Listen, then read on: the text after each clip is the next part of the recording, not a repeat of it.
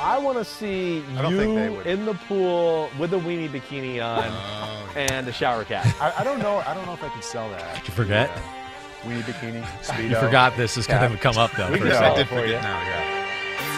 Oh, yeah, baby. That's right. We're back. It's Thursday. We got more Chris Simms quarterback top 40 countdown. Paulie Burmeister in the fold. Good to see he you. is wearing jeans, so no weenie bikini. And I don't think he delivered on anything as far as a picture or anything like that. Very disappointed. I didn't. Go home. Leave. We don't want you. We're no done? more use for you. We're done? Yes. 90 minutes? I don't get this 90 minutes of you and your dad in the top 40 countdown. Nope. First of all, I only attended the women's water polo practice, so I actually thought of it. Okay. But you think about how awkward it would be to That ask. would have been very weird. Hey, is there a Speedo? And if there's not, Hey, can I take a can picture? I maybe slip into one of yours? Like, it just wasn't going to happen. Okay. I did think about you. All right. Thank you. Thank you. I know you did think. I never doubt that about you. You're a thoughtful person. Yeah. And we had a lot of fun with it. And, of course, we had a few text message exchanges last night asking you about it either way. But good thing. You're right. In this era right now, I don't think that would have been a good look for you. Yeah. And people would have been like, that guy's weird. Yeah. And is he trying to give us some, like, underlying message? What the hell is he doing here? So as much as I wanted to. Way And to I was assess. actually willing. I crossed that line in my head. I was Right. willing to do it for Yeah. the fun of the project, but it just wasn't available. Hey, you did a good job. You self-scouted thyself I in did. this situation. You I read said, the room. This isn't right. And I I'm said not going to no. do that. Hey, thinking of reading the room, Yeah. what is the deal? These things are real? I'm actually hearing myself in my own ear pretty well? We started off What'd you right do? back in the day. We had fake ones, right? know, I know, Right. yeah. So we're calling out the pod there, but people realized once they stood up and they could still hear me. But Yeah. what did I do? That is Yeah. the $1 million question. Yes. I did nothing. I did nothing. What did Pete do? No, see, this is where we're going with this. I like that you're asking these questions. See, what has happened to me in the last week is I've realized Ahmed Fareed has become really big here at NBC. Oh, I knew that. Yes. You did. You Yeah, did that. I did. Well, he definitely has. I mean, Chris asked for the mics Yep. for 3 years. And Ahmed got it done? Ahmed asked last week. Who did he ask?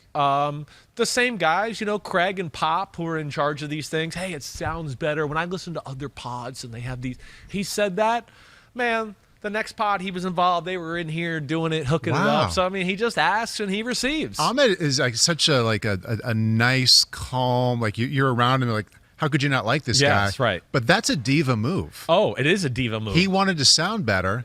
He knew who to go to. Yes. And he got it done. I know. And he did it. That's high maintenance. But he's high. But even like how you're saying, the way he approaches it and does it, and he's so nice. It's the best, And yeah. he makes it all about, it's really better for the podcast. This is not about and the me. listening. Right. Yeah. He really sold it the right way. Yeah. Where I was like, I just like Mike, and I like to talk into it, and I like to hold it sometimes and grab it. And you were doing they that were like, even it was we don't fake. wanna- When it was fake, you were always coming up to it. Yeah. I become obsessed with this mic through PFT because it's right in front of my face for 2 hours every morning, and it is a little bit of a crutch. And I do like putting my hand on it It's every nice. now and then and Yeah. talking and doing that. Yes, it My is. problem, though. Yeah. Okay. You know where I'm going with we this. know. I'm talking about this. As soon as I sit up and like, hey, what's up, man? How you doing?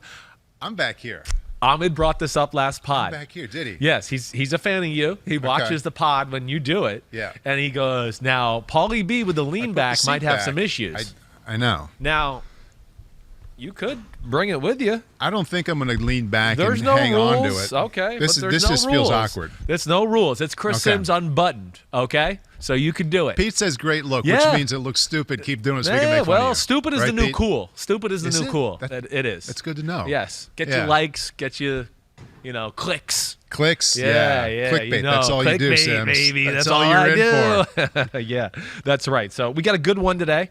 We're going to hit on a few things as far as AMAs. Just got some people asking some questions about prior rankings, right? All of that. Big Phil, the big is back in the fold Finally. here. It's 1 been a o'clock. while. Yeah. And I think he's aware that I was talking crap about him last week when he didn't Word come got on. back to him? Well, he texted me, are you going to just shred me if I don't come on again? So Yes. somebody told him. Yeah. And I said, yes, I am. So that'll be good. But go ahead. You drive the ship from here. One other thing has happened Yeah. besides Ahmed getting this done with the mic. Is this for real? We have a big-time, major, usable sponsor? Big time. Woodford Reserve. Did Ahmed do this too? I mean, I don't think so. I don't think he had a hand in this. This one is this is the debut of them sponsoring Woodford Reserve, the top 40 quarterback Chris Simms rankings. So that's awesome. That is so cool. Pumped about it. Yeah. You know, I mean, it's. I understand we're getting some to the house. We're going to get some to the house. I'll send some your way. No doubt about it. Some whiskey bourbon, right? Yeah. I mean, from Kentucky, it just seems like it fits. Big Phil likes whiskey bourbon. He grew up not far down the road. I'm actually going to ask him if he's ever been to that distillery and knows anything. Yeah. Yeah. Is it in the rotation of things of how you relax at home?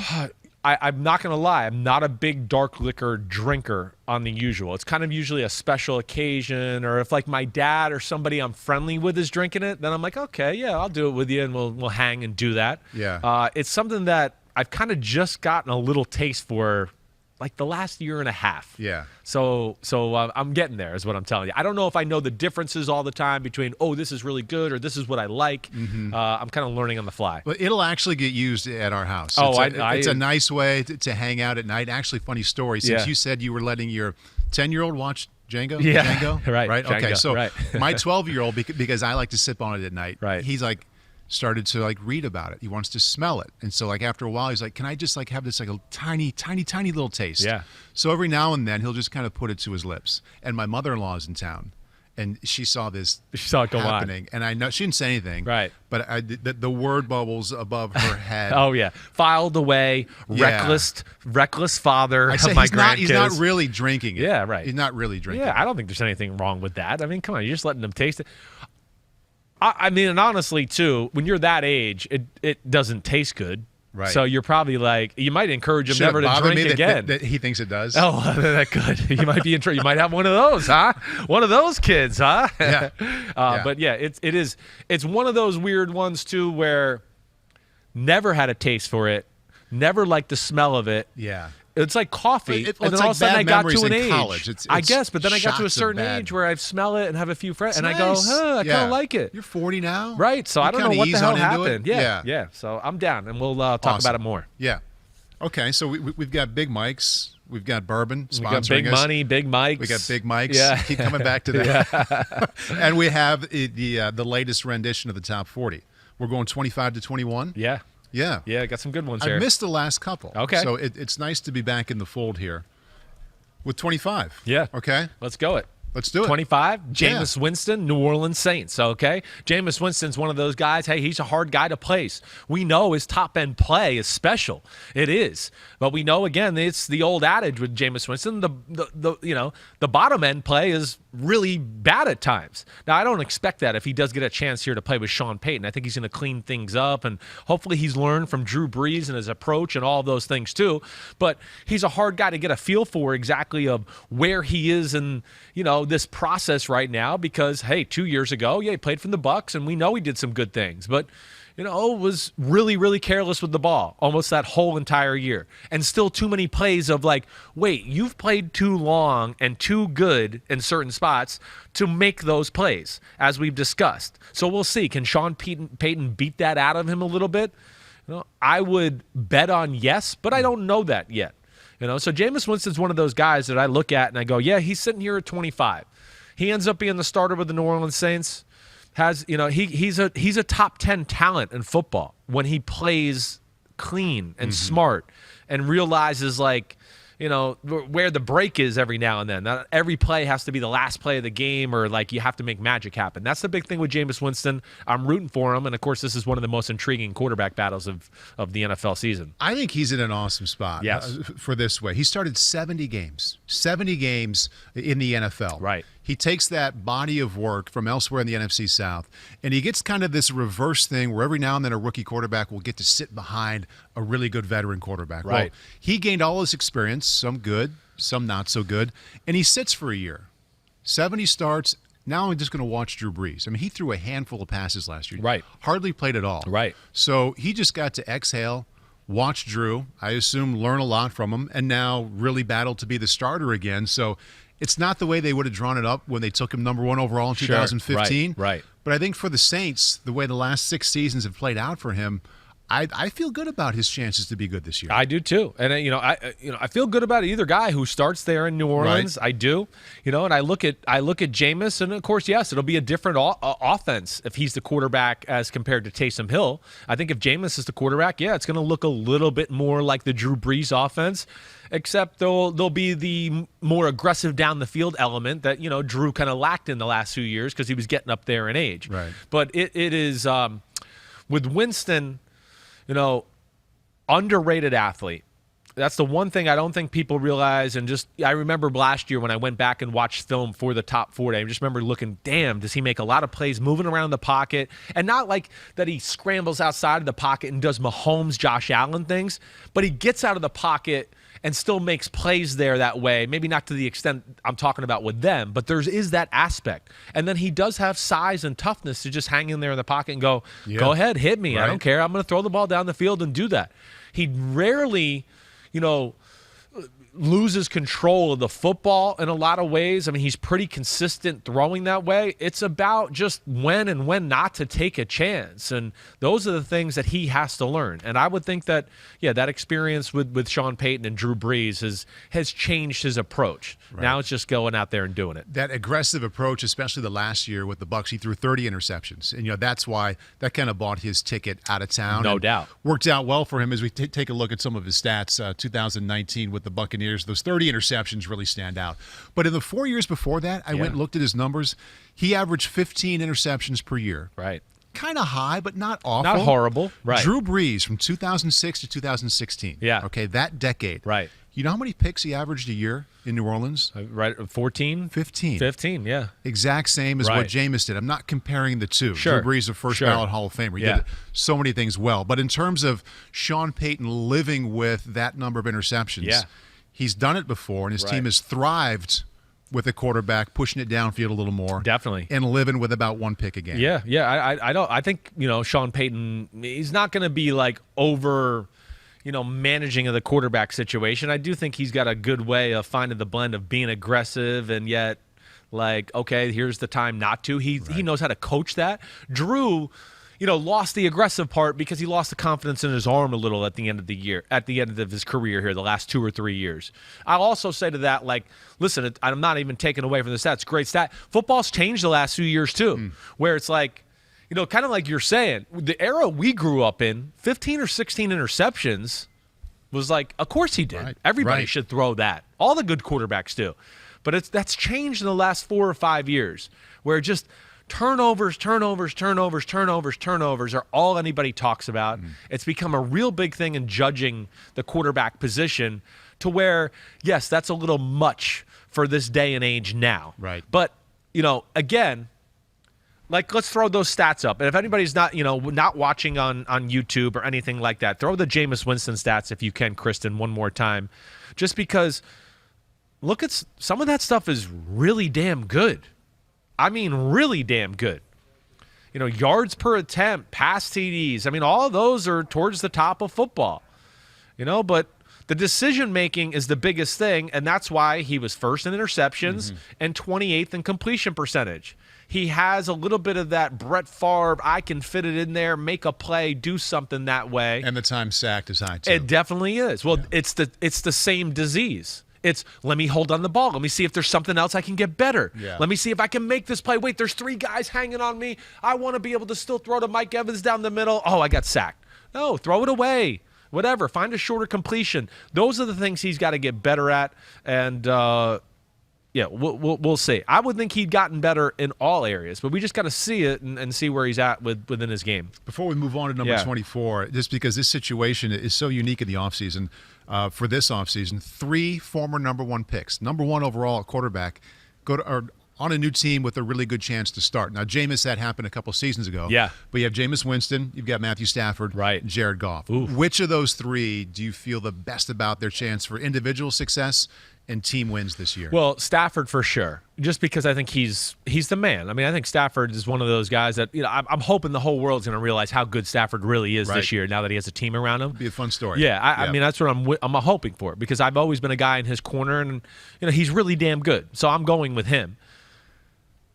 Jameis is just predicated on, does he get on the field and does he play? if he does end up being the starter, I would say, yes, I would expect him to have better results than Jared Goff. He's just got more talent. Of course, he's got a better team, a better, more proven offensive coordinator around him. Good defense, right. It's a little bit like the Carson Wentz thing with Jameis Winston here, where you can go, hey, it wasn't the best defense down there in Tampa. They weren't the same team they are right now. Right. They didn't have a running attack. And he did have to, a lot of times, kind of carry the team to a degree with the passing attack and doing those type of things. So I had a point I was going to finish off there, and I can't remember. I just totally blanked on it. But yeah, that to me is the overarching thing. And even within some of those negative stats we talked about there, the other thing, too, that gets lost in some of that, because we only talk about interceptions and touchdowns and completions, the fumbles are an issue with him, too. All the same reason. Holding the ball, trying to make too much happen, guy hanging on to me, I'm still trying to throw it, he swats it away, whatever. And so too many of those plays led to the losses of football games because of his inability to reel it in a little bit. So we'll see where it goes. I'm rooting for Jameis.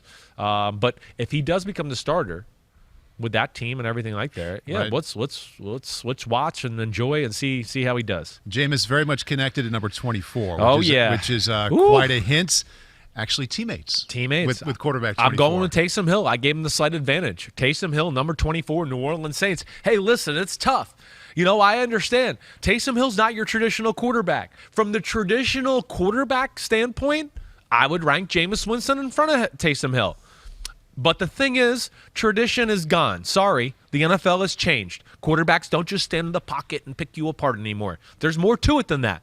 And that's where, Taysom Hill has to be evaluated less as a quarterback, but a little bit more like the guys that are in his mold of a type of quarterback. A force of nature. Yeah, it might not always be 70% picking you apart, but it's going to be more about his skill set, what it brings to the offense, and then the pressure he puts on the defense, where it can't be quantified with stats or quarterback ratings, but you can come away, and I can watch games with you last year and go, look at this. This team had to play this defense because they're worried about Taysom. So now this guy's open on a pass game. Oh, look at this. They're playing this defense because they're worried about this one pass play Sean Payton likes to run, and they got to respect the Taysom Hill run game. So now they're compromised and stopping this one area. That's where you have to look at the Taysom Hills of the world and evaluate it. So yeah, I don't know if he's not as good as a pure passer as Jameis Winston, but he takes care of the football. He's a special runner. He does throw the ball and have an elite power in his arm.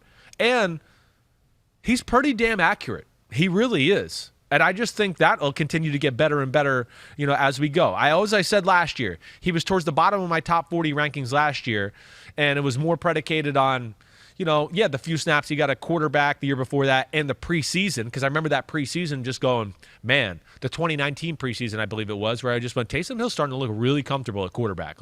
He's moving the offense and doing things. Then we got to see 4 games last year. It was real good. It was. I know they lost to the Eagles. It wasn't because of Taysom Hill. There was a lot of issues that went on in that game. They went 3-1 of those 4 games. They went 3-1. Damn, exactly right. Yeah. So that's what I guess I'm saying there. It was a really tough call. Taysom Hill, of course, is a tough placement. But I am a believer in his top-end ability and the fact that, again, just like we gave Jameis Winston, you've been there with Sean Payton and Drew Brees. Well, he's been there longer, and he's learned some things too.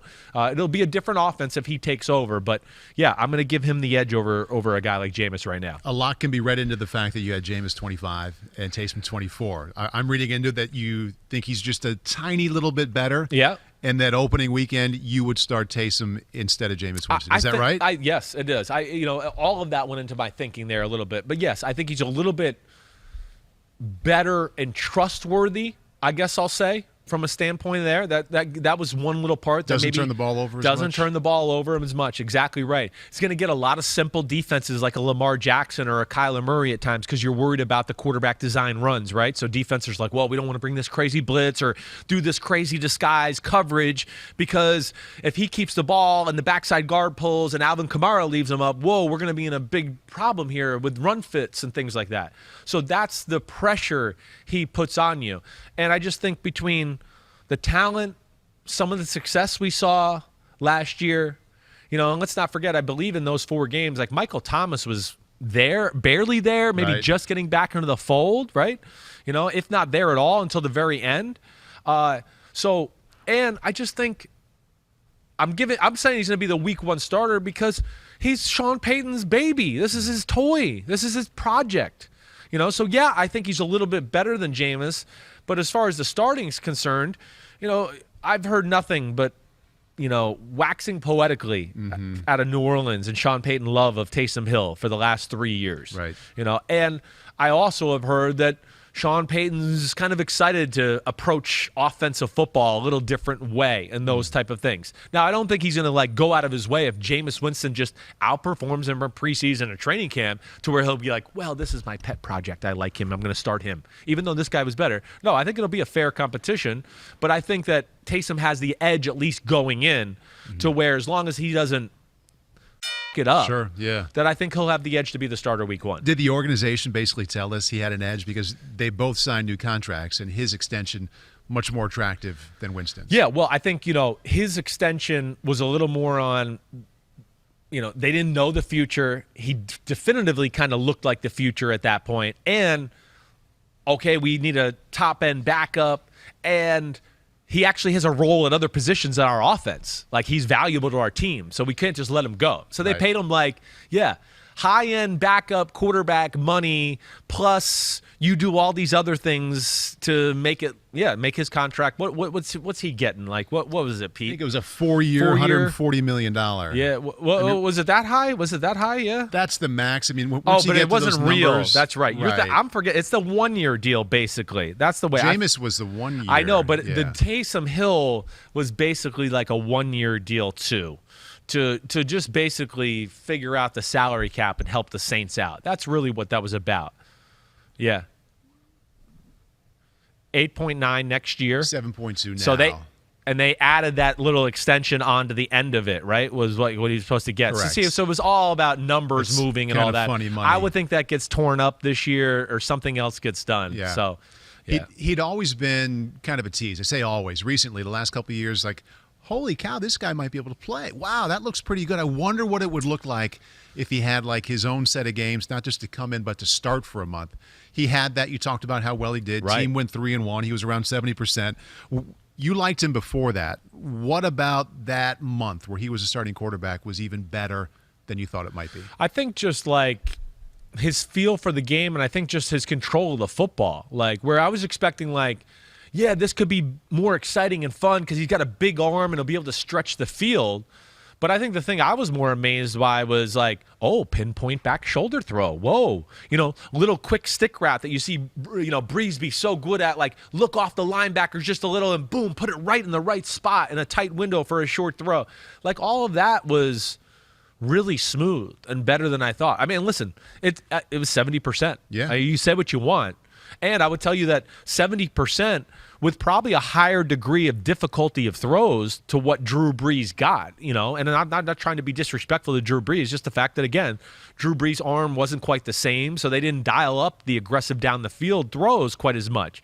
So that's something I see, and it kind of says that too. Taysom Hill, 72.7% as I look at the stats here. Yards per attempt were better than Drew Brees.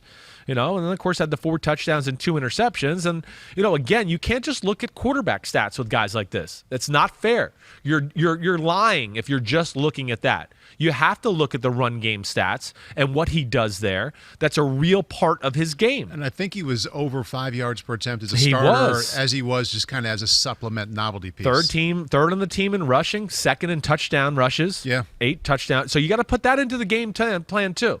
We can't just come away with, I know I talked about this or ranted a little last week. We can't come away from these running quarterbacks and only talk about their passing numbers to make it convenient for your argument that they're not quite good enough. No, that's not fair. I wish people would stop doing it. I think when they do touchdown passes or anything like that, it should always you have to put the other stuff on there too.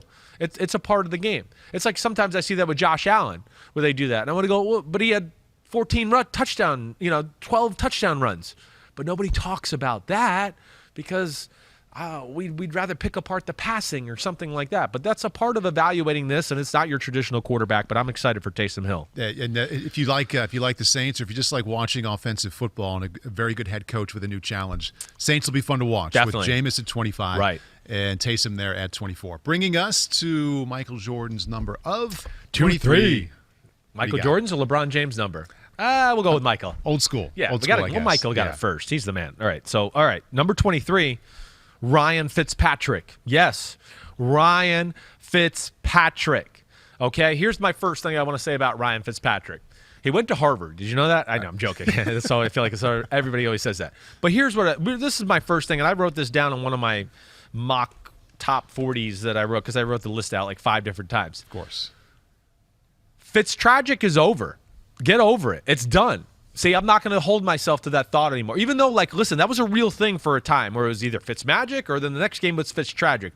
We've seen enough years here of it's not really Fitz-tragic anymore. That's bullshit old stuff. Let's evolve. Let's self-scout thyself. 2 years Miami, 33 touchdowns, 21 picks. That's not bad. That's not bad. Not great. It's not bad. perfect. Right. Exactly right. But again, too, you can, we get into their team, how they played, lack of playmakers at receiver, all tragic. Those things. It's not tragic. Exactly right. Yeah. That's the point. And Fitzpatrick, too, he brings a few things to the team. First off, he's aggressive. He makes plays in the pass game with his arm and his aggressive decision-making and things like that. And you can see he's grown here just in the last 6 seasons in all statistical categories.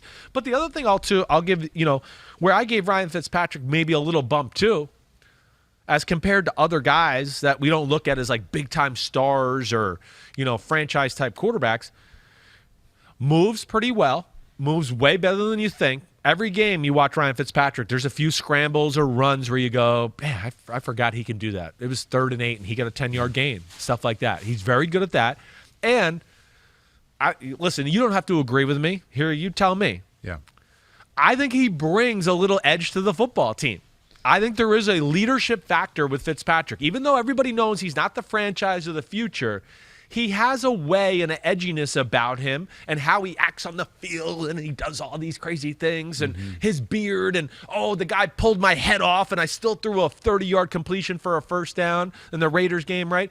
There is an edge about his game that is infectious to a football team, and that's why I gave him a little bump too. I think he's got a real chill confidence to go along with a real risk taker as Exactly, well. right. It's not like he's cut down on his picks by saying, you know what, I'm going to dial this back and just throw the out route. I'm going to check it down. He hasn't really done that. He still has that kind of carefree, I'm going to watch this guy because he might just chuck this one 30 yards downfield, see if he can fit it in there. Right. He still has that, but he's not turning it over as much. Definitely not. And he's got that kind of feel to him where someone in their 30s, that much experience, that many teams, he's on his 9th team. It's unreal. At some point, you just kind of start to wear that in a way that you can't measure statistically, but You're right. you watch him, you're like, it'd be kind of fun to play with that dude. Exactly. I think that's what it is. That's exactly what it is. And, your thing with the interceptions, it's like what we talked about with Jameis. Ryan found the governor or the break a little bit to go wait, this is aggressive.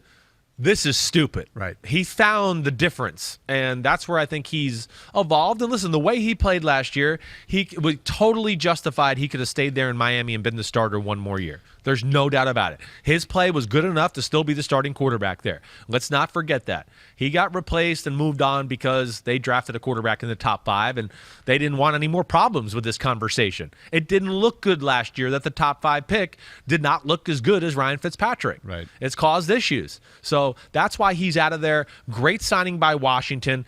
Ron Rivera's already sending them signals about how talented the offense is, and Fitzpatrick doesn't need to do it himself. Right. So he's working his psychological magic into I like your aggressiveness, but you don't need to be crazy. I'm a defensive coach, okay? And they got weapons. I'm excited to kind of watch them on offensively this year. I think they can be one of those teams that kind of sneaks up in the league where we go, whoa, they're explosive. So Ryan Fitzpatrick, there he is, number 23. Definitely put a check next to it when I read that Ron Rivera recently said, our quarterback, unlike in Carolina, he's like, I'm learning as a head coach. I don't want the quarterback to have to do everything. You saw that, right? Yeah. Right, which was an interesting comment to basically admit that, man, Cam Newton had to do everything for us a little down there. I think it's 2 birds with 1 stone. He's acknowledging something he learned from his own past. Right. He's also sending that message to Fitzpatrick, we don't need all of that. Yeah.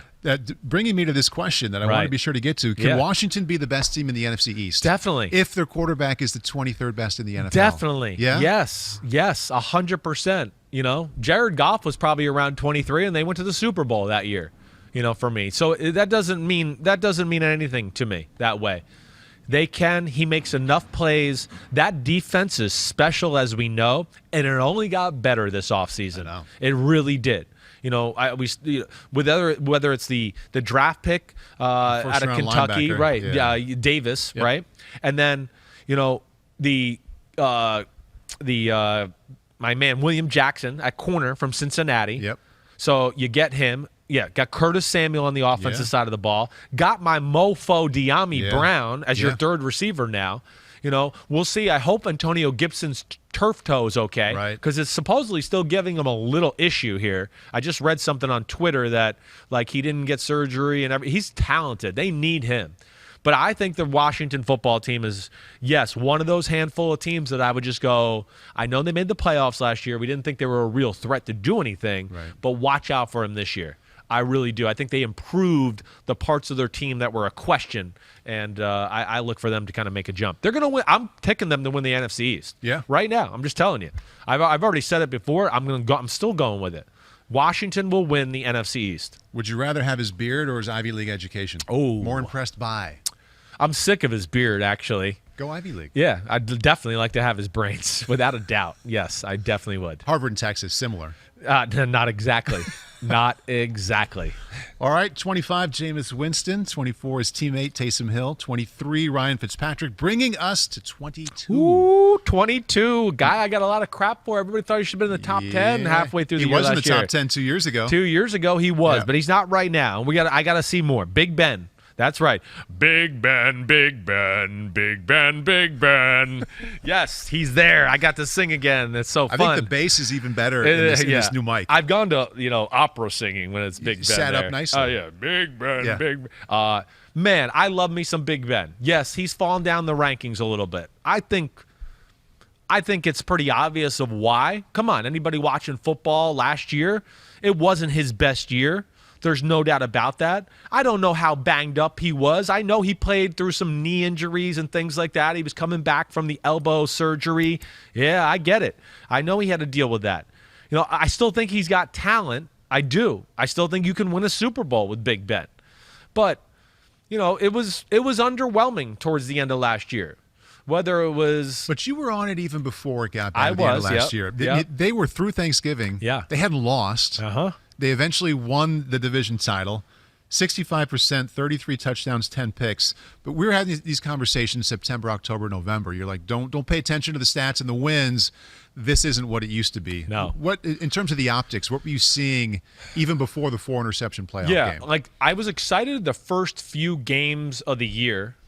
I thought, my arm looks good, and he was moving around a little bit. I know he's acknowledged he banged up his knee, I think in the first week of the year against the Giants a little bit, but then did it again like maybe week 4 or 5 where he kind of got both knees in one game. And I thought when I went back and watched film, and I said this because I did this earlier this offseason, where I saw a definite significant drop in his game at that point. Week 4, I think it was, maybe week 5, with just lack of movement in the pocket. Everything became the dink and dunk. Let me look for the short throw. And listen, I don't know if that's all him. But I think, of course, he has a great influence in it. He acknowledged he might have changed some run plays to those type of pass plays. And I also think that, Randy Fichtner and all those were probably bowing down to Big Ben to a degree and to what he wanted to do as well. I still think he's got a good arm to make big plays down the field. I saw enough big throws last year. And I know the other day, like Paul, he made a comment like, I did have reconstructive surgery because he was asked about his lack of deep ball throwing. Oh, I'm sure he wasn't at 100%. I can't sit here and say, though, on film that I felt like his elbow was a part of the issue. I don't think that. He was second and third in football in passing attempts. So if his arm was really bothering him or not 100%, I don't think Pittsburgh would have thrown the ball 608 times, is what I'm saying. And I believe that's the exact number, if I recall correctly here. 59 sit up here. 59% of the throws short of the first down marker. That led the NFL. Led the NFL. Became predictable that way. It definitely did. And I don't know how much of an doing he had in that. But lack of mobility, sometimes lack of aggressive throws down the field, all of those things. I think that's where right now I just question where Big Ben is at. And that's why I put him at 22. Yeah, that's really the biggest reason. And I do want to emphasize, I do think they can still win with him. This is not like, oh man, he's 22, it's over. Right. No, they just gotta do the right thing on the offensive side of the ball to help him and be the best team they can be with this current roster they have. Yeah. And that's, to me, what I've said on PFT many times is they got to take the Brady and Buccaneers route. That's what which is protect them, run the ball. And then when we do drop back, yeah, we're pushing the ball down the field, but you're protected. We know you're older. Your body's beat up. And that's what happens to these old quarterbacks. You heard me say that about Brady the last 2 years. Yeah. That was my problem in the last year in New England. There was too many drop back to pass, kind of peeking over my shoulder. Wait, there's somebody open downfield, but he's already moved on to the short pass because he didn't feel protected. Tampa didn't do that. Tampa was all in on make Tom feel good. Pittsburgh's got to do the same thing if they want to win the Super Bowl and do that. Harris? Yes, exactly. They're trying. First round. I think that's probably the focus of the organization this year. Attitude, physicality on the offensive line, run game. We can't expect our 39-year-old quarterback to carry the team with 45 passes a game. Right. Not realistic. So we'll see where Big Ben goes. I root for him. He's underrated in the all-time pantheon of great quarterbacks in the history of football, in my opinion. I think he's an all-time great, borderline top 10 in the history of the sport, I think. Yeah. I do. But, yes, not right now at this moment. And of that 2004 class of the first rounders with Eli Manning and Phillip Rivers now having retired, J.P. Lawsman retired a while ago, so he's the one still standing. One of the most enjoyable parts of your quarterback countdown for me is that I'm forced to not only look at kind of like, okay, what did he do last year? What were his numbers the last couple of years? It kind of forces me to get in this exercise of pull back a little bit and look at these quarterbacks from 10,000 feet. Yeah. And one of the things I wrote down that I came up with looking at Ben at 22, in the AFC North, we haven't seen Joe Burrow yet. Of course, we haven't seen Baker Mayfield and Lamar Jackson in this ranking. They're coming later. So Ben Roethlisberger, the last-rated quarterback in the AFC North, feels crazy to say. It does feel crazy to say it out loud. It makes me feel sad sometimes. It's one of my problems. But you still think that they can win double-digit games? Yes, I do. And I think he's another guy that, listen, he's not going to get back into the top 10. Those days are over. Yeah. But if I could see just like little improvement and, hopping in the pocket and moving around that way and, playing the game a little bit of a different way, he's definitely a guy that could be just outside the top 10 still. I believe last year, what did I have 14. him? 12, 14, somewhere in there, right? So that's where I still think he can get back up to that range. But it's hard for me to put him in front of some of these guys right now again, I don't think it was as good as everybody thinks when they were 10-0 and everybody was trying to shit on Chris Simms. How he's a 10-0 quarterback. Oh my gosh. How could you have him not in the top 10 right now? Okay, so that was overrated. And then we saw towards the end of the year, there was a lot of underwhelming spots, including the playoffs. So that's where I just gotta see more and gotta see a little improvement there to bump him up. One way to look at how much experience he has, think about how much the league has changed since 2004 when he came in. When he played as a rookie, he started playing the way some of these guys are now. Baker Mayfield, there's plenty of guys running around, throwing off schedule. It was different when he was doing it. I mean, he was a cut against the grain, literally and figuratively, the way he started playing in 2004. Definitely. He's a bit of a pioneer. I agree. I think he is a little bit of a pioneer. He's not like a Mahomes-Rodgers scrambler, right? But he had this first off, he's the king of the pump fake in his prime. Yeah. I mean, nobody was better at, sit in the pocket, move around. And then he was like Fred Flintstone with the little short steps, and he would run around. He'd be like, man, he's not that fast or that quick, but he's avoiding people, and he's got people hanging on him, and he's still throwing touchdown passes. Yeah. But that's where I think he is underrated, let alone like in the all-time fashion. So I think he is that way. And, here's another thing that I don't know if all fans realize this. They went to 2 Super Bowls, his second and third trip there, where their offensive line sucked. And I would go, I'm telling you, If you went back, they were one of the worst in football those years on the offensive line. This is the Super Bowls in Tampa and Dallas? Exactly right. They were not good offensive lines. He got hit a lot. They had protection problems and all that. It's why his body fell apart a little bit. Yeah, the style of play, but, man, he was getting beat up by not great pass protection and all that. But they knew at that time he was so good at throwing with people around that that's kind of where they cut some fat on the salary cap and did things like that. He was that great to overcome it to where I would go at that time.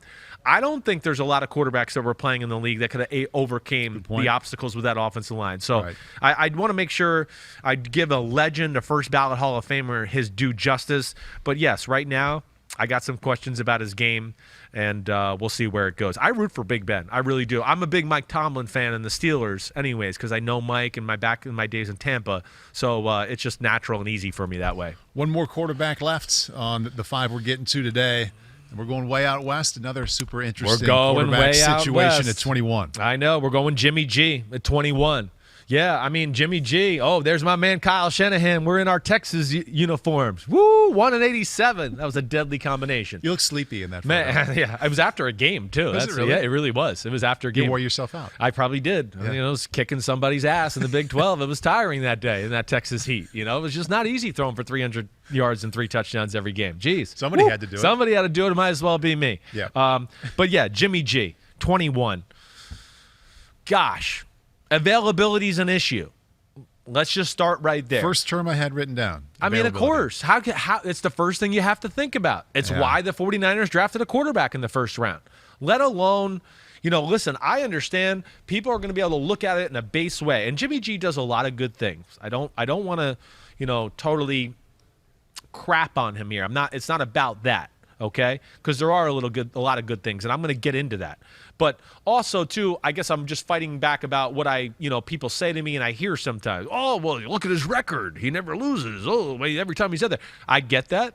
That's a good thing, too. But, damn, there's a lot of quarterbacks we could have put on that 49ers team and they're going to win games.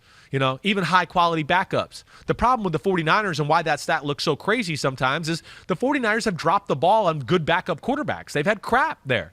So they've lost a lot of football games that he's not in there just because it's below average backup quarterback play, right?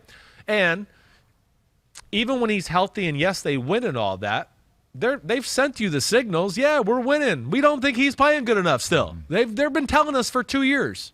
Everything. Just listen to John Lynch or Kyle Shanahan. And let alone all the things we know about trying to trade or get Tom Brady or Matthew Stafford or Deshaun Watson and blah, blah, blah. And we're going to trade. So they're telling you that, yeah, health is an issue, but even when he plays, we're not exactly in love with it. We're not like, oh, man, he's awesome. We want to keep him for 10 years.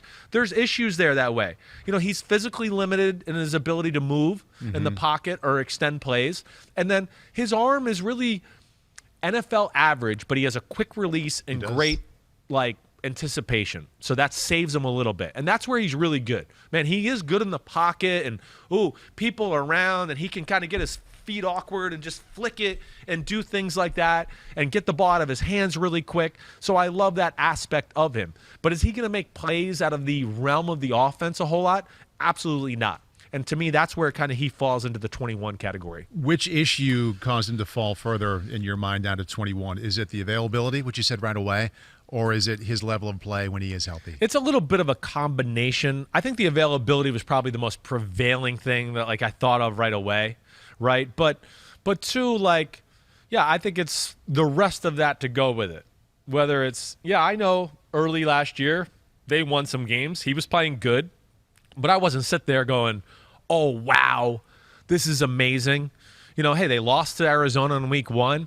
What was it, week 2? Was that the Jets game or the Giants game? I get them confused because weeks 2 Jets game looked pretty good, but that was the week he hurt his ankle, right? So you're going, okay, things are looking good, but even in those 2 games, I wasn't sitting there again going, oh, wow, he's blowing me away with plays and throws and movement and all those type of things. Absolutely not. So, yeah, I think it's that. Maybe even a little bit of the taste of the year before in the playoff run where he was kind of incapable of making some big plays against the better defenses in football that year, all of those type of things. So, Jimmy G is a good quarterback. To me, he is system dependent.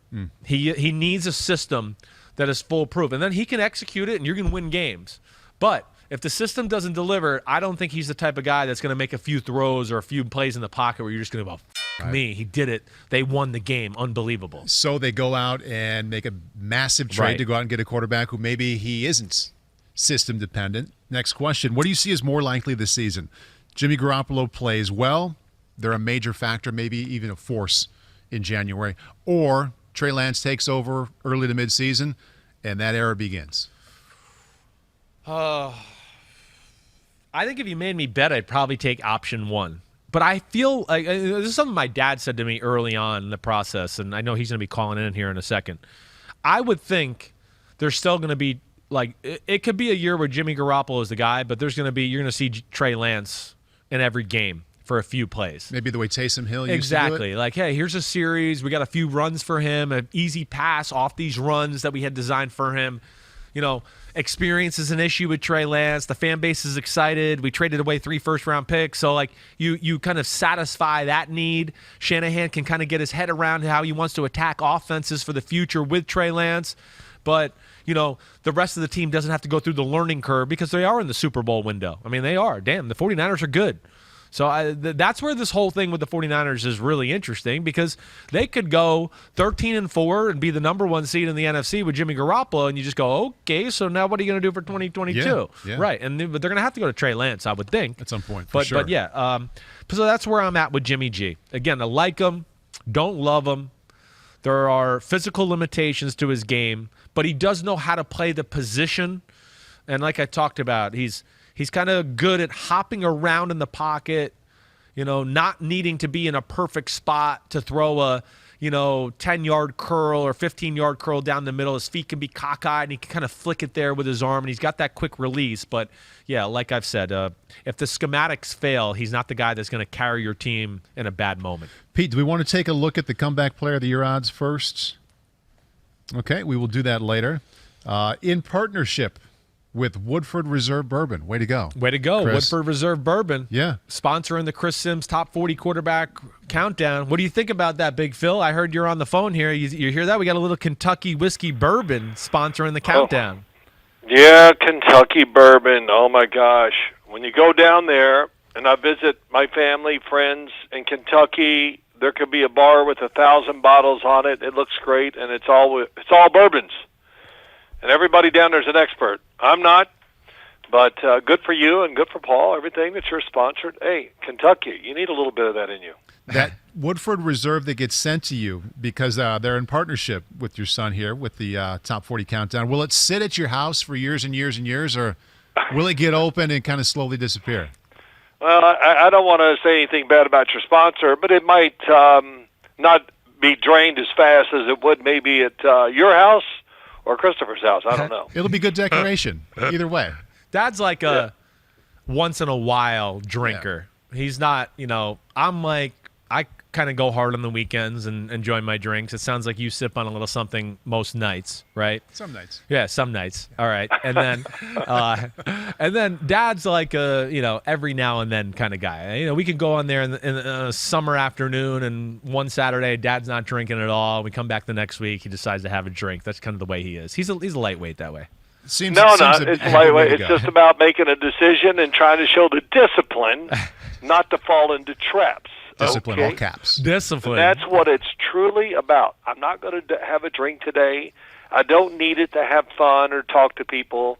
And I don't need to, I can unwind or, I don't know, well, whatever.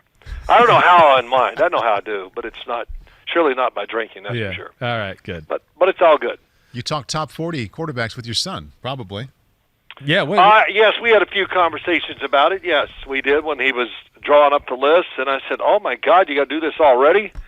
And he said, I thought maybe you would hold it off until preseason football or right there at the end. But here you go. You guys are talking about 25-21. Is that what we're doing today? 25-21. I mean, listen, Dad is always my number one talk-to guy when I do my top 40 countdown. Why not? I mean, exactly. Yeah. I have to, as I've discussed with you, I have to talk it out a little bit. Dad and maybe 2 other friends I have in the NFL are the only people I talk to about these type of things and trust and go, oh, okay, yeah, that's a really damn good point. So, I mean, Dad, I don't think is going to have too many huge disagreements. He might. I mean, because, Dad might have said, oh, I would have put this guy above that guy. I didn't mean I just listened to him all the way. I go, oh, that's a good point. Sometimes I went, damn, that is the point. You're right. I'm moving him.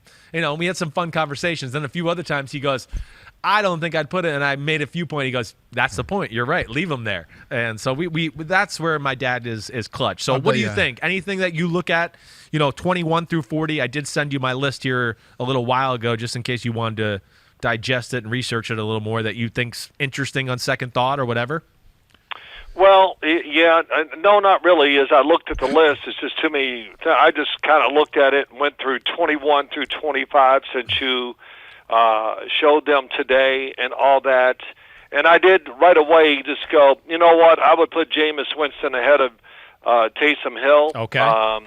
That's my first thing, just experience. The fact that he's dropped back and thrown so many footballs in his career.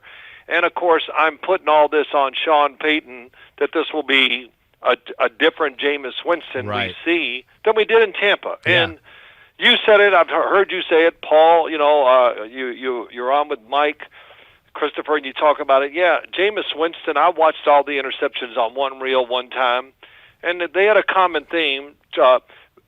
Second, in other words, taking too many chances, of course, but that's how he's taught. Yep.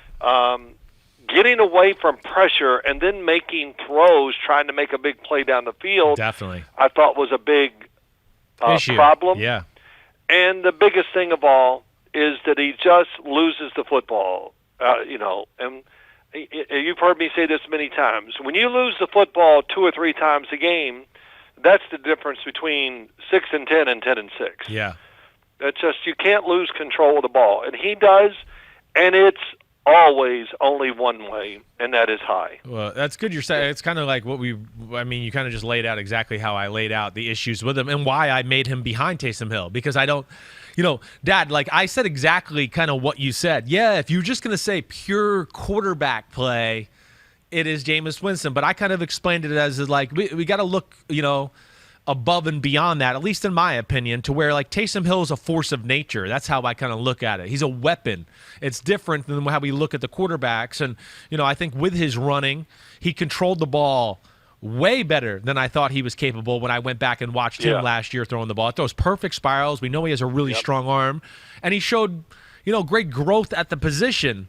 So it's like it was a tough one. I understand you wanted to go with Jameis there. I don't think it's crazy.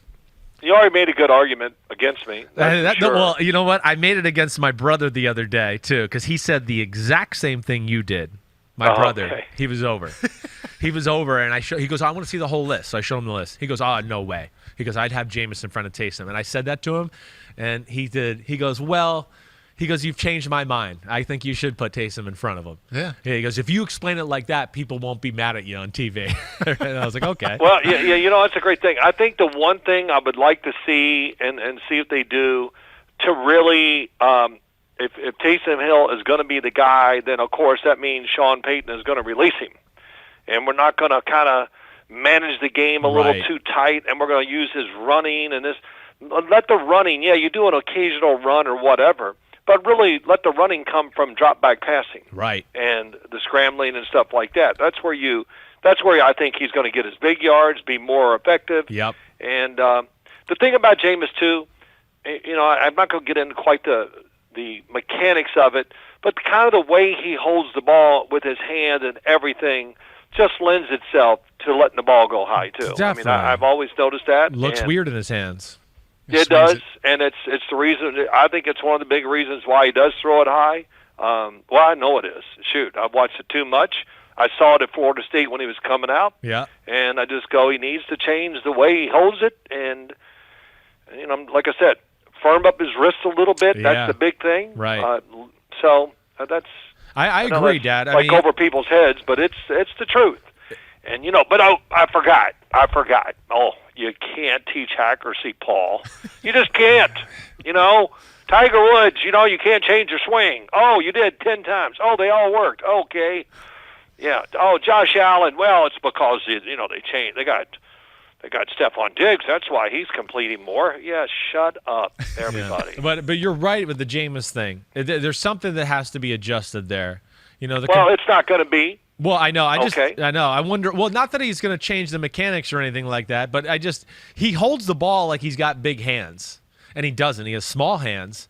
And Right. Dad and I, again, we're going in the weeds here. ball. Well, he grabs the ball, like Brady, like two fingers on the laces, or they're grabbing the meaty part of the ball, the fatter part of the ball. But this is in the weeds, but this is what Dad and I do.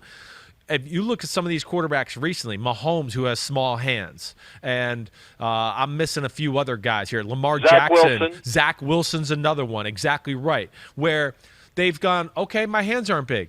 You. I'm going to move the ball up to the smaller part of there, and I'm going to grip it there. Yeah. So, like Mahomes, he'll go one finger on the one top lace, and then the pinky finger's underneath. So he's holding the really top part of the ball to where it doesn't matter how big his hands are. He doesn't need to have the Brett Favre meat cleaver that can grab the whole football and do that type of thing. And that'd be one thing that I if I had a Jameis Winston in the offseason, I'd experiment with them a little bit of that. Yeah. Oh, no question. Yeah. And I would change the way, again, it just his wrist is bent backwards of whatever. So I'm not going to get into that. A couple things. I think it's great when you watch these guys, Mahomes, Zach Wilson. There's a reason why they can maneuver the ball better. Let's put it this way: you're grabbing a baseball instead of a football. It's not that drastic, but just to give you an example. So if you grab something smaller, your arm can be faster, right? And you can manipulate the ball even more. So that's Christopher, and Paul, we throw with especially my son throws with a ton of kids, and a high-level kid that's going to be offered by everybody and has been, and just got a message he just got offered by somebody today because he had, you have to go to the campuses to try out. He, just watching him changing his grip a little bit just went, wow. It went from an 8 to a 10. Yeah. I mean, it really jumped, and it just changed everything about him. So, Paul, what's your answer to this? Wait. And I heard it again yesterday. What? To which one? Somebody on the radio I'm listening, well, you just can't teach accuracy. And I just go, oh, my God. What do you think, Paul? I think it's twofold if you can. I think it's number one, can you expect someone to see it quicker and improve their decision-making, because that has a lot to do with the accuracy. But then it's finding somebody like the two of you. I mean, how many people out there know what to look at in terms of where you place your finger on the lace, or how much of the ball are you carrying, or you need to drop down a little more? How many people know that? So, I mean, from the first time I threw with you, Phil, and that's the most I learned about throwing the ball. I played my whole life, and in 4 hours throwing with you, I learned more than I did my entire time at Iowa. And that's not a put down to my coaches. It's just a point. There aren't that many people who can teach the kind of mechanics that can help you with the accuracy. So that's my response is, can you find somebody? Yeah, I'm sorry, I didn't mean to interrupt. You're right. And the 4 hours I had to laugh at because it was the longest workout in history. I'm still tired. I'm still We've tired, talked about this before and laugh. But, that is true. But, it's like golf. The ball doesn't lie. And guys that are not accurate are most likely doing something wrong. And you spot that, all of a sudden that changes them. And I always say this: when you gain control of the football, you become a great decision maker. Right. Because you see it and believe it. Guys sometimes that are not, inaccurate or whatever, the decision making goes along with it. Yeah. They don't trust it. Oh, can I throw it in there? And I always tell this story. I was doing the Jets a weekly show with Bill Parcells. They were playing Green Bay. Brett Favre threw a ball down the seam in the tightest coverage you could ever see, and he just rips it in there. The tight end catches it for a touchdown. And Parcells is sitting there before we do the show. He goes, "Why do you think he threw that?" And I said, "Because he knew he could get it in there." And Bill just started laughing. He goes, "You're right. That's what it is." Yeah. So it happens to all guys. And you become more confident when you control the ball. That helps too. And it changes who you are when you really know what to do with it or how you can control it.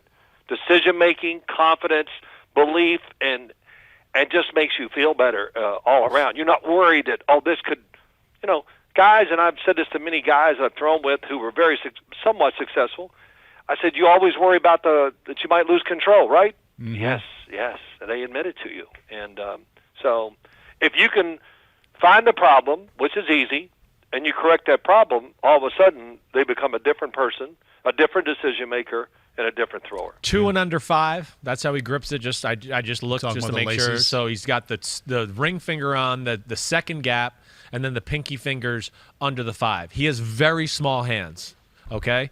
Who are you looking at? That's what Jameis Winston did. And, here's another thing, too. I mean, with Jameis Winston with the grip, too. You know why? He doesn't – the number one reason I know he doesn't trust the ball and where he controls it, like Dad's saying? Why is that? Because he went through a year where he wore a glove on his throwing hand. Oh, jeez. So that just tells you. Yeah. Well, that's what guys do. It's like, Brady went through that year, too. Yeah. Ben Roethlisberger, too. Some of the greats did it. Yeah. Where they lose a little bit with their mechanics or whatever and not doing quite the right thing. And like what Dad's talking about, and then they go, let me get the glove on. Because at least I can really just grip it, and I don't feel like it ever comes out of my hand funny. Right. And when you see anybody with a glove, I'd go, oh, well, they're having issues throwing the ball then. Yes. Right. Almost always. He's got, I would say, move up a notch. Go 1 and under 4, 1 and 3, something like that. He could do that, but we're in the weeds with that one for sure. There aren't that many people, back to my point, there aren't that many people who can look at that and say, you need to do this to get a better control of the ball. Paul, it's a very small number of people. That is the point. That is the point. Natural throwers can be fixed. You can fix their mechanics. We've seen Rodgers and Brady do it throughout their career. We've already seen Josh Allen do it in the last 2 years. They fixed their mechanics. Mm-hmm. They refined it. So if you're a natural thrower, you can do those type of things. Too many of the times we talk about guys that are not really natural throwers, a.k.a. the Tim Tebows of the world, and we try to say that. No, he was not put on earth to do that. Sorry. No, he can't do it, nor can Blake Bortles. I don't care who. It's going to be hard to coach those things out of them. They're just not in them to do it. And then your point's the most important point that I say all the time.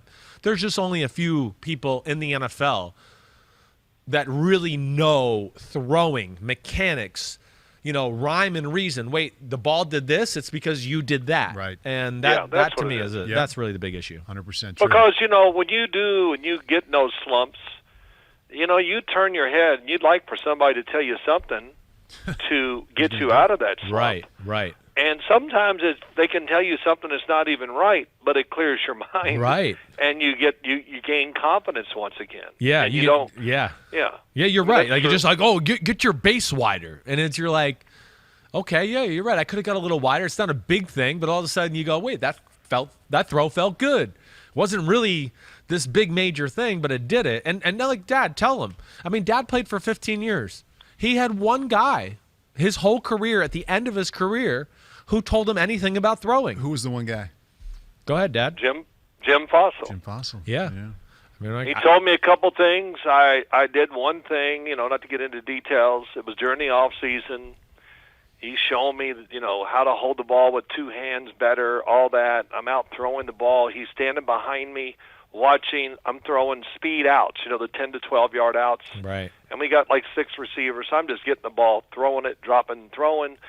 And I'm hitting every one, whatever. And he's standing back there with Charlie Weiss, and I turned around, and I said something very, what's the word for it? Dirty? Colorful. Man, why the didn't I know this the last 13 years? That's what Dad probably said. Something just like that. Yes, something like that. And then, no, I said, I didn't say why. I just go, man, this is just BS, and I can't believe this. And Jim Fossil's eyes popped up. He goes, what's wrong? What's wrong? I said, I should have known this crap, so long ago. Yeah. And because it really, it was like just the start, Paul, of one thing led to another. Then in practice, I'd throw a ball, and I go, God almighty, how did he? He goes, don't worry about it. I'll show you what you did later. We got to watch it in film. You're cool. Just keep throwing. Yeah. And then he'd show me in film the littlest thing. I go, oh, my God, isn't that amazing? Yeah. So that's kind of what got me hooked into watching, learning, teaching. Yeah. And, so it's fun. But it does, as you guys know, and I know, it has a lot to do with guys' success rate in the NFL. Because we got a lot of natural throwers in the NFL. Yeah, we do right now. That's for sure. There's no doubt. You're right. More than ever, maybe. Yeah. I would say the 3 things, just to put it in Cliff Notes version, that Phil taught me in one day. And, like, backing up a little bit, I can remember being on the right hash of a game, throwing a comeback to the left sideline. And when the ball, I release it, it's halfway there. And the thought in my head, I don't know if that's going into the second row or if it's going to hit my receiver between the 2 8s. I don't know. Yeah. I don't know till it gets there. Right. And what he did that helped me know, I was in my 40s, so it didn't matter. Yeah. 3 things. Number 1, shorten my stride. Right. So my balance was better. Right. Keep my weight behind the ball. Behind which the was ball. Huge. Keep it on that back leg. I'd never heard that. Stay Right. back and drive it with my weight instead of having my weight in front of it. Right. And number 3, nobody ever told me it wasn't great to have a way over the top release. I know. He had me drop it down a little bit. Right. Stride length, Yeah. weight behind the ball, 3/4, and I knew where that ball was going. Yeah, Didn't right. matter since I was 43. Right. Nobody gave a shit but me. Yeah. But those 3 things, Change you. game changer. Yeah. Well, golfers they go around the ball too. Yes, they do. So tennis players go around the ball. Baseball players do the same thing, and it's not over. We see very, very few throwers in the NFL that have the really high release. Now, if it's high and wide, that's good.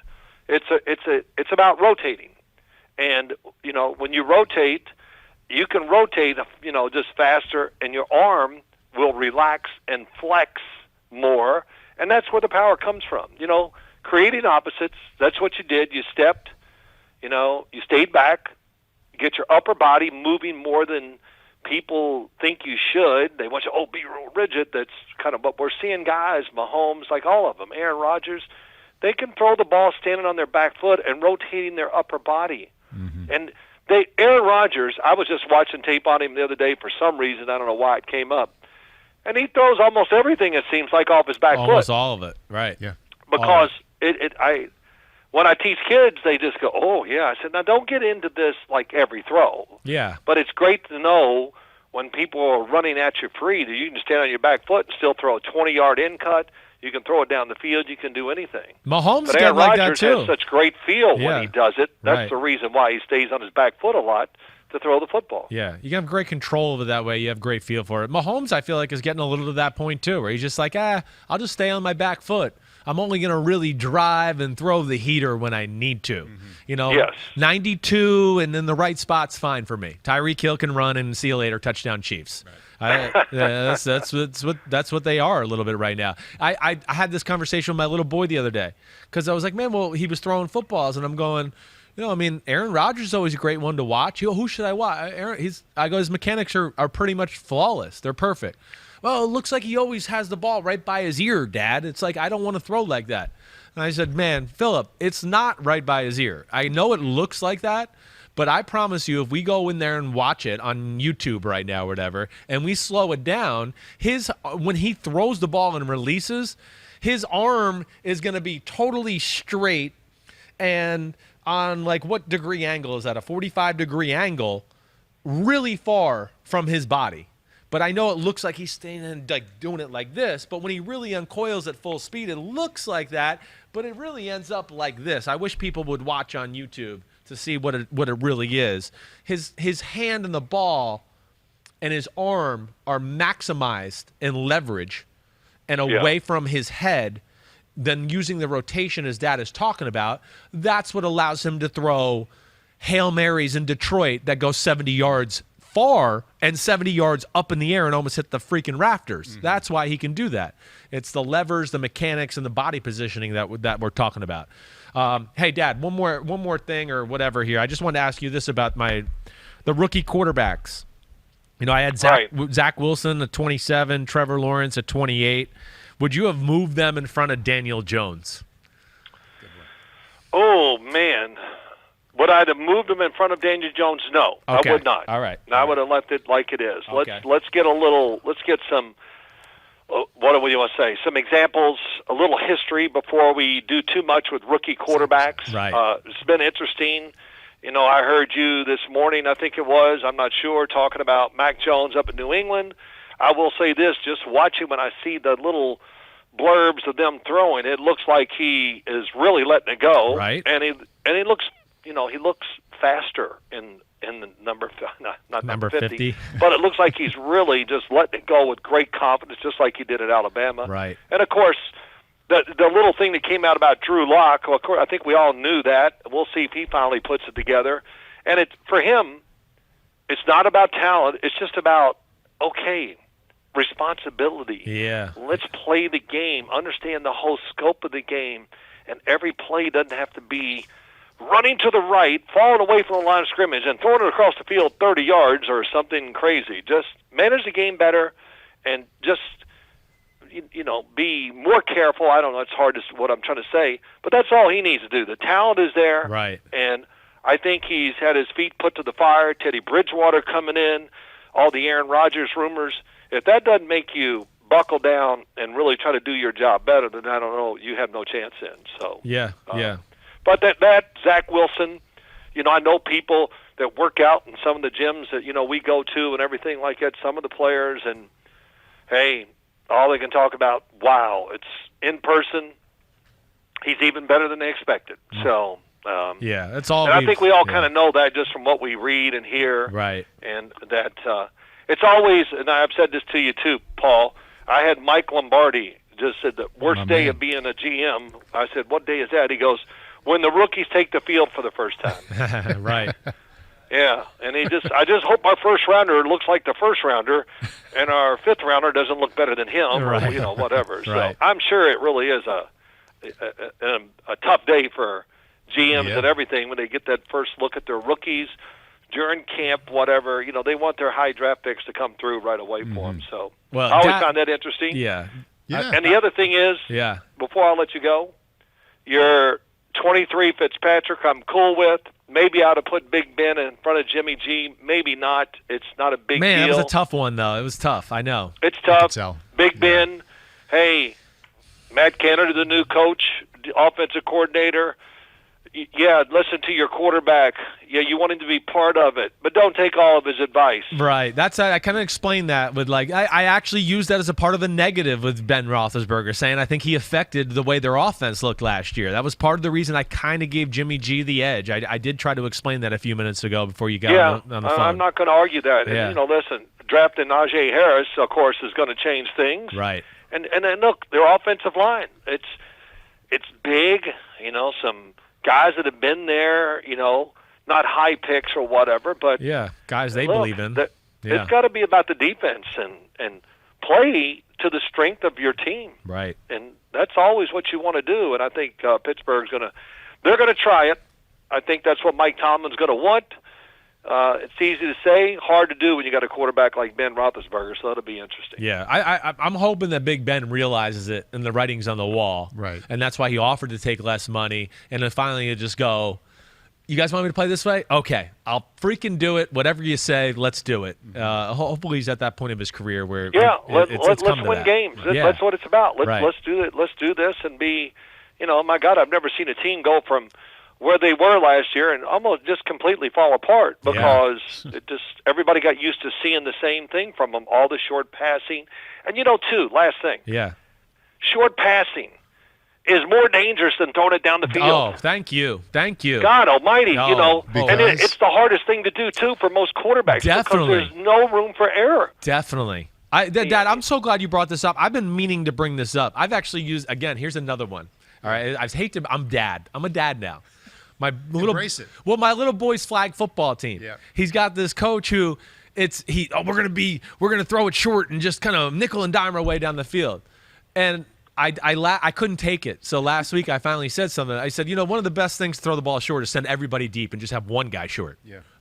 So I didn't learn that until New England or when I got around Josh McDaniels. They would have passing concepts that were very aggressive. It's Gronk and it's Amendola. They're going down the field. And Brady knows, okay, wait, this coverage is the time for me to look at that and maybe do it. But he knew the right coverage and when those aggressive plays weren't going to be there. And then he could look like, hey, I'm looking for Gronk downfield. I'm looking for Amendola downfield.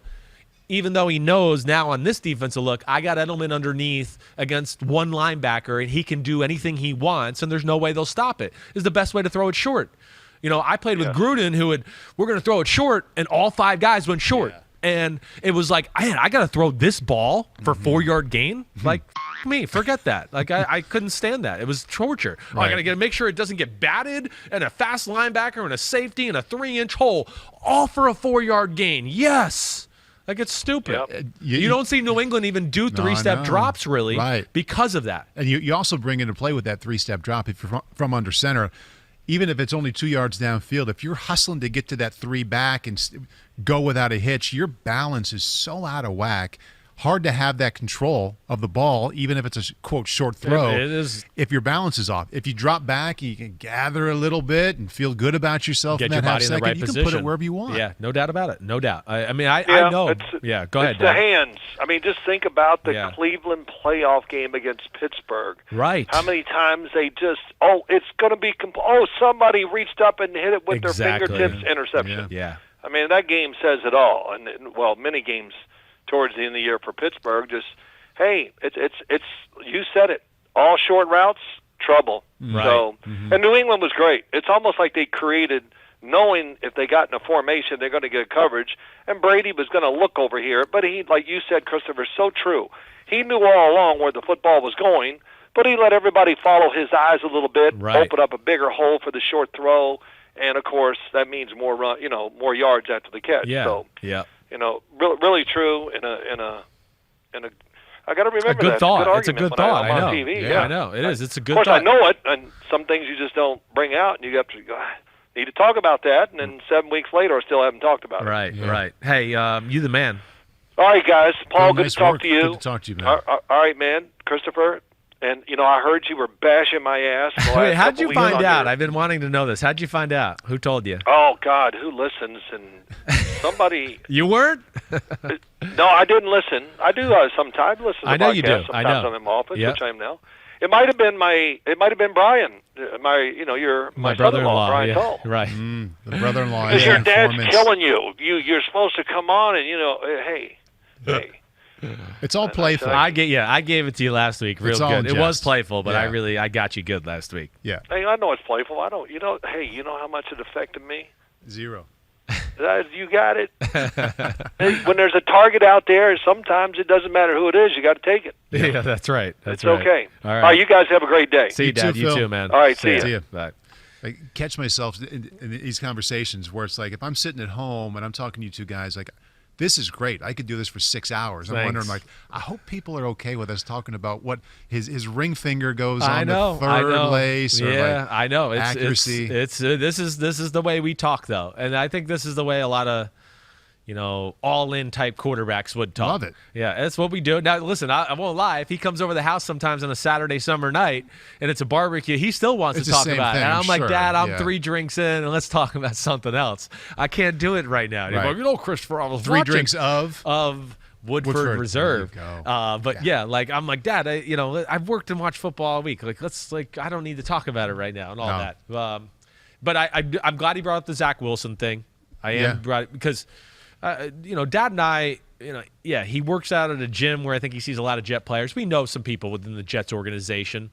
I mean, obviously, there's no doubt about it. And we've just heard really nothing but rave reviews. And listen, I'm sure other teams have that too. I haven't talked to Kyle about Trey Lance. He probably didn't want to tell me anything right now. So yeah, I haven't heard it. I haven't heard. I don't know anybody really in Jacksonville to have the update on Trevor Lawrence. But yeah, I've just heard Zach Wilson's been He's like, been the man. it's one jaw It's dropper fun. after Yeah. another. Yeah. It would be if it plays out that way in the season. And That's he's just wearing- good for fans. Yeah, right. And he's wearing number 2, Chris Simms' old number. Man, it's Wow. I know. Didn't Flutie wear 2 for a Flutie while? wore 2 for a while too. Yeah. He did. He went from 22 to college, and then he was in that 2 there for the 2. I think with the Bears and all of his years up in Canada. And then I think in Buffalo he got to number 7, if I remember there when he was with Rob Johnson and Do company. you remember when Bernie Kosar was wearing 20? Oh yeah, Miami and Yeah. all that. Definitely, So I do. good. I was really young. I don't know if I really knew that until I saw him in the NFL, maybe Yeah. at the age of 6 or 7, and would see those back.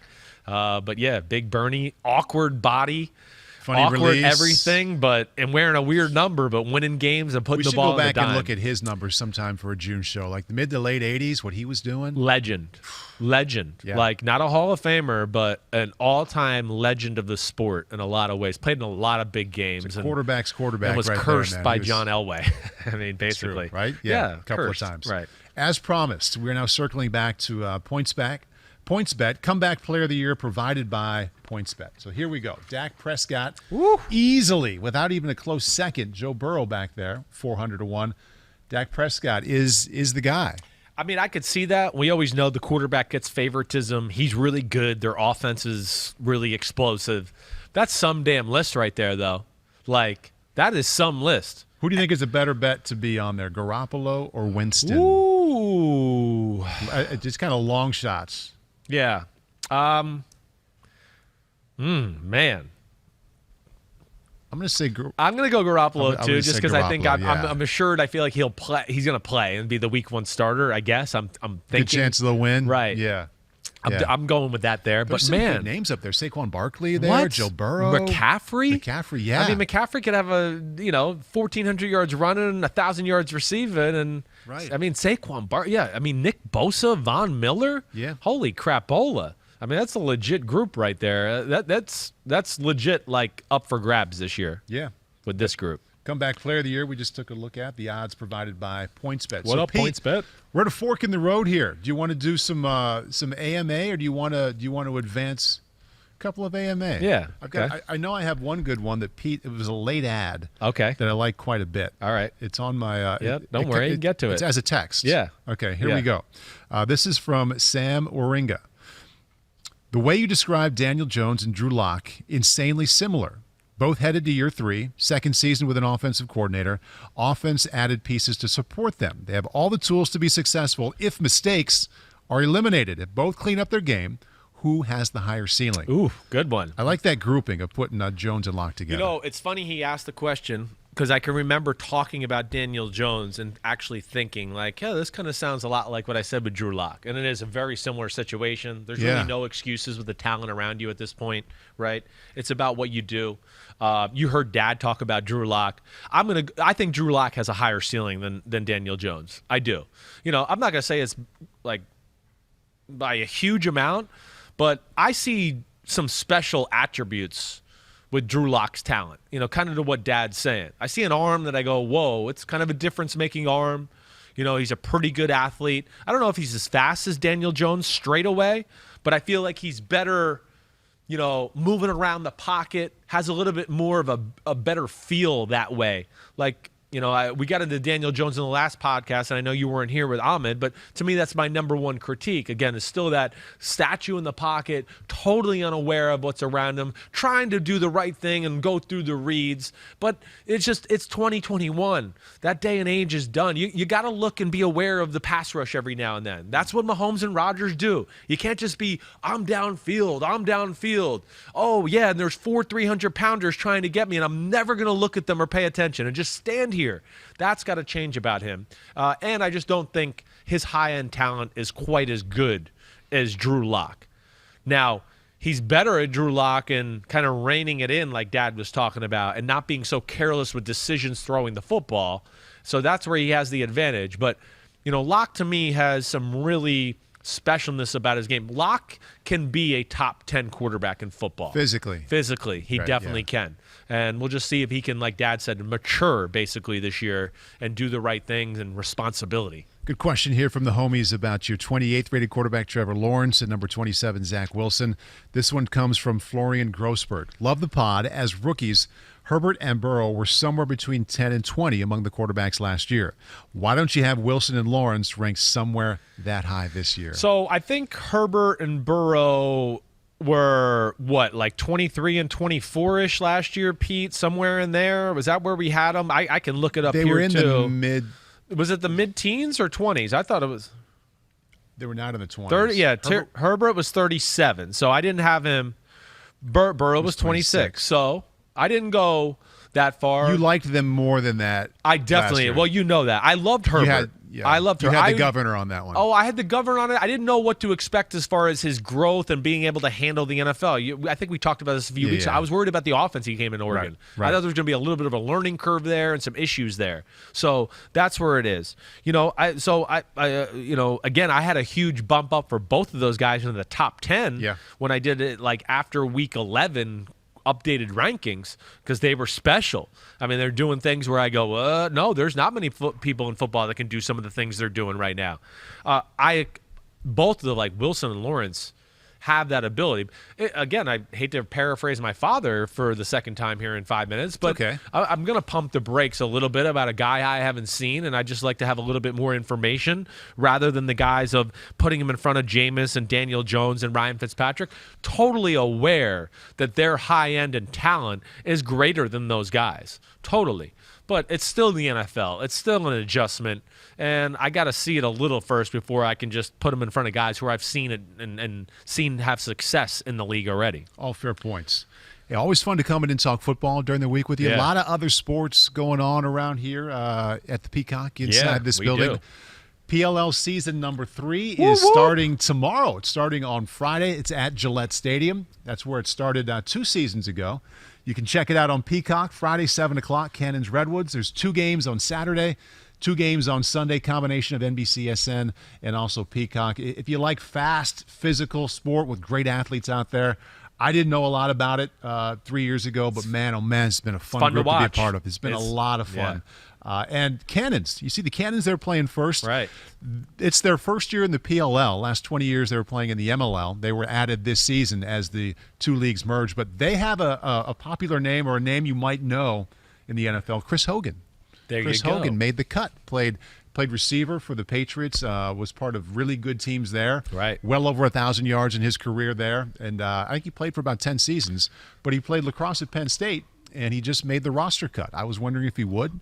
So he is on the team there with the Cannons. We'll see how it goes for him. You going to be there on Sunday or Saturday or what days? I'm going tomorrow morning. I'll be there Friday, Saturday, and Sunday. Whoa, okay. All right. Yeah, fun role. I get to host and report from the sideline. And that's a fun role for any sport in any league, but they are so welcoming to me down there. I can talk to them during the game. Coach calls up a play. It's tied at 8 in the fourth quarter. As soon as he calls the play, I can say, what was that? What'd you call? So it's a lot of fun. Yeah, I bet it is. Lacrosse, I mean, growing up here in the Northeast, it's part of the area up here. I came from a high school where Chris Hogan played, where they were one of the best teams. You know, he was after me, but athlete. And we had a lot of good athletes at our school. We really did. And we were really good at lacrosse. I mean, really good. Not like the best team in the state, but always like top 5 in the state. So it is a lot of fun to watch. You're going to see some hits. Yes. And it's physical. Man, it is. It's physical, and they got weapons, and they can throw that damn ball hard. Like, you couldn't pay me to be the goalie. You couldn't pay me. Over 100. Yeah, that's insane. Yeah. So, it is a cool watch. I find it kind of fun to watch on TV. Yeah, give it a look. I'll be checking you out. You going to get a Belichick interview? I heard it's happening again. Are you really? 3rd year in a row. Okay. Bill's a massive lacrosse fan. Obsessed. Played in college. Yep. Follows it. And he is so happy to be talking lacrosse. During the season, we see Bill, and Bill Belichick is Bill Belichick. On to the next game, on to Cincinnati. June, watching, the season's a ways away, watching lacrosse, smile on his face, happy to be there. So I'm thinking that could happen tomorrow again. All right, that's awesome. I'll be looking for that, and if it's good, we're gonna play it next week when you're back out here. Or if it's bad, actually, it might even be better. Pete is telling me to go ahead and give this thing a wrap. Let's do it. Yeah. Oh wait, what about? Did we? Last thing. Let me show this high school kid. Let's show him. Yeah. I'm a point. I know this has been a long podcast. It's all right. You scheduled it for 2 hours. We're gonna go 2 hours. Looks like John Daly. But except yes, it does. And what's this kid's name? Is it Tom Loy? Is that his real name? Okay. Who is this? Quinn Ewers. My little boy shows me this last night on TikTok while I'm watching the NBA playoffs. Watch these throws. Just keep letting it go on loop if you can, Kristen, or whatever. That's what I mean. Going to South Lake Carroll, so he's throwing the ball outside 50 Dallas. times a game. Jeez. He's going to Ohio State. I mean, Ohio State already has a top-notch, number one quarterback there right now as a freshman who's real good that I know about. See, there's that 3/4 release. No, look at that. Listen, it's the evolution of quarterbacking. You're going to see every quarterback in football be able to do Mahomes and Josh. Look at that. That was a piss missile. That was a missile. Like, that guy dropped it right between his hands because he just didn't realize guy throws it. This kid throws it so easy and could throw it so hard, so easy that it's deceptive at times. That's what can happen to these type of guys sometimes because you just go, oh, it doesn't look like he's throwing it that hard, and the ball's a perfect spiral. It looks like it's coming in smooth, and then all of a sudden it goes through your hands, and you go, holy crap, that ball was moving. I didn't realize that. Special. It's the evolution of quarterbacking right here. It went, to me, at least in my opinion, where the game started to go this way, and you can correct me if I'm wrong here, because I'm just going. Brett Favre, it started there with different arm angles, gunslinger, all that. Rodgers took over the mantle, which then started to breed like Mahomes and the Josh Allens of the world. Mahomes got in the league a year before Josh Allen, so we got to see it, but they started to deliver these type of throws. And now you're seeing, of course, the results by what Mahomes has and how popular he has. All these kids, that's all they're doing. Like I've told you, I go out and throw in the driveway, and I got to go, hey, dude, Mahomes can do this. Because he's mastered technique already. Right. So but we got to throw the ball the right way a little bit here. We can't be Mahomes every throw. Yeah. But that was special right there. Yeah. That was, I don't know how the player is, but the throwing was top-notch, like top-notch. Yes, it was, big time. And what I think when I watched that, when I was learning how to throw, you're supposed to step to the target and follow through to the target. And you mentioned Favre was really the first guy to kind of throw and fall away regularly. Yeah, right. I mean, plenty of NFL quarterbacks could do it before him, but he did it all the time. Yeah. And that's what that kid was doing. I mean, he's not moving toward the target any of those throws. He's falling away from it. But the release is so good and so powerful and so repeatable because it's compact. He's doing all the things that you talked about still with my dad. Right. Except he's just not stepping to the target right here. But he's still he's kind of leaning on the back foot. Yeah. Though he's behind Falling the ball back, every throw. Yep. He's not trying to be like Johnny quarterbacks go, oh, I got a high release. The ball's way up here. No, he's not worried about that. It doesn't matter. You're outside the pocket. There's lanes to throw, all of those type of things. So, yeah, he's doing that. And I don't know, Kristen, can you tilt this camera up? I said I wasn't going to get up, but I might have to get up. Well, all right, I don't even need to. But, again, hey, yeah, if I'm throwing to you, this is where I kind of want to be. Step, throw, do that, right? That's kind of where I want to be right there. Okay, if my feet are over here, I still can do that. It doesn't matter. So I could still make it happen and go, okay, wait, I can get my upper body and my arm angle in the spot where I need to. And if I just kind of lean back, I'll be able to create some power. Yeah. That's one of the first things I do with young quarterbacks a lot of the times if I make them stand in an awkward position a little bit with the feet cockeyed with a little base, no stepping or throwing here, but you just got to turn with the upper body. And they start to realize, holy shit, I'm throwing 20-yard out routes now, like perfect spirals, missiles. Oh, wait, I'm throwing a 50-yard post and I'm not stepping into it. I'm just doing that. And that usually turns on the lights. So then they go, wait, so what can I do now if I drop back and get my legs underneath me and do all of that? It's one of the things I always do. That kid's mastered it. I'm excited to see what that kid's got. The hair. I love it. Joe Dirt playing quarterback. That is amazing. I know, right? I mean, the mullet is coming back, apparently. I'm seeing it more and more, I feel like. I don't know what anybody's thinking by sporting it, but it's apparently coming back. See how long that lasts. Yeah. I don't know if there are two bigger quarterback nerds than the two of us. No, we're up there. My goodness. We're up there. Wow. All right, we're done. We're cool. Hey, what is up with your pants today? You got like strings on them. It's June. You're cool. You got a lot of cool fashion stuff. It's June casual. So there's it's like a jean pant, but there's no belt. And you just have a string there? Go ahead and feel. It's okay. All right. See? I don't care. It's not soft sweatpant jean material. There you go. Yeah, it's like okay. You always got a good little style. I'll give you that. For an old guy that doesn't wear a weenie bikini, you're pretty cool. All right, next pod, that's it. Check out PLL with Paul. He said weenie bikini in front of the boss. Oh, that's okay. He's heard worse. He's from Boston. All right, he'll be all right. Next pod, we got Ahmed. Quarterback rankings will continue. Thank you for the Woodford Reserve. You know what I'll be drinking this weekend. Peace out, everybody. Have a good weekend. See ya. You the man, Paulie B. All right. And feeling Woodford Reserve.